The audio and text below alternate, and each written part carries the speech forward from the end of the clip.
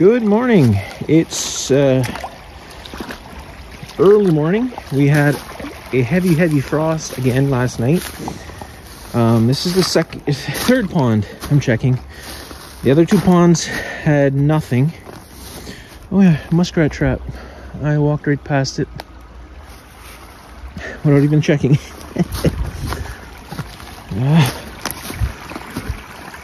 It's got nothing in it. Okay. So yeah, this is the dam at the neighbors. So we are 5th or 6th of November right now. I've caught 3 beaver already at this pond. I do believe that's all that's in here because the neighbor busted the dam to lower the water level for the winter, and they have not fixed it yet. So I'm just coming out here to where they make the run from the dam down to the river, and I have a trap on that run, of course. There's nothing in it, but here's this is where it goes down to the river, and this goes out into the bay from here. So yeah, so you can see we have a small coating of ice on the water, so there's nothing in the traps on this side. And yeah, so on my way here I passed by a raccoon trap on the edge of the field. They have a big farm field here. They used to raise cattle. That was many years ago, but the field is still mowed every year, and there's still all kinds of wildlife here. There's moose and deer hanging around this pond, bear.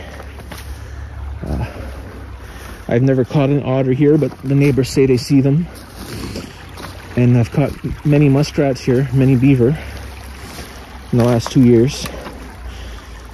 First year I trapped, I didn't know them that well. I'd only just moved across the street. And when they found out I was trapping, they came to me and asked me to come over here and trap as well. So, yeah.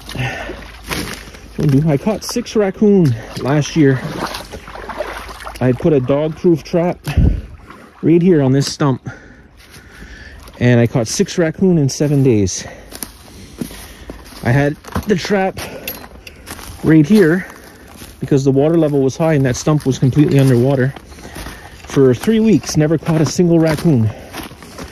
So I moved the trap a week ago or so out to the edge of the field, and this morning I'm driving by and there was a raccoon in it. So I dispatched him on my way to check this. So I let him bleed out. I'm gonna go grab him and pick him up, and we'll show you that in a second. Stand by. So here's the raccoon I dispatched on my way by. He's caught in a dog-proof trap. Dispatched him and let him bleed out a bit. And yeah, so we're gonna pick him up, throw him on the bike, and head home. He's not overly big. It's a small little raccoon, but you know, it's a catch. It's the 4th raccoon so far this year. I've not caught 2 in the same place yet. So we'll reset this trap and see if we can get another one right here. There, so he's free of the trap. Get him up on the bike, and I will reset that trap and be on my way. Okay, I'm at dam number 1, and as you can see, the entire pond's got a layer of ice on it. It's not thick. It wouldn't support a fly, but it's still iced. This just shows you how cold it was this morning. We got, what, right now on the temp, -2 Celsius. So yeah, it's a chilly morning, and I'm wearing uninsulated hip waders because my good rubber boots are soaking wet from flooding getting that beaver the other day.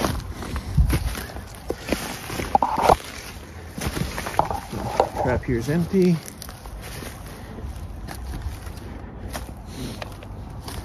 And the trap there is empty. And you can see down into the river, going to the house in the river, there is an open channel where the current flows. But that's it. And you can see here where this run is, it's open. And we'll show you this. The beavers, how smart they are. They're coming up and they're going there. The trap is here. The run used to come right to here, but they moved it because the trap. So now I got to move my trap if I want to catch that beaver.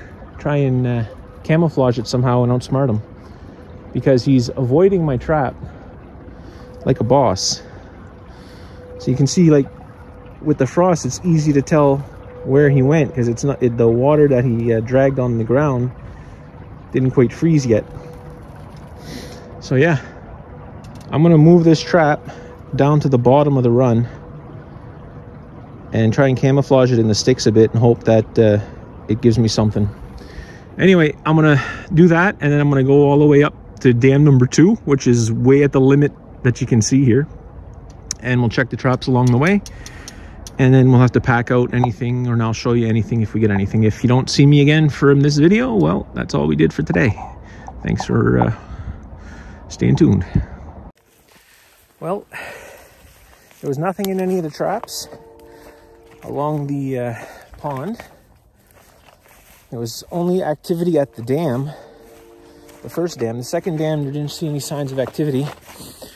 So I don't know if there's anything left there. So I got 2 large beaver. There should be some kittens, but I mean, I saw a kitten swimming around yesterday, but I don't think, I don't know if it's with that group or with another group. Anyway, I reset the trap on the dam where you see earlier in the video that the beavers were bypassing it. One of the springs went off when I was picking it up. It hit my pinky finger. It's swollen, the nails turning purple. That's always fun.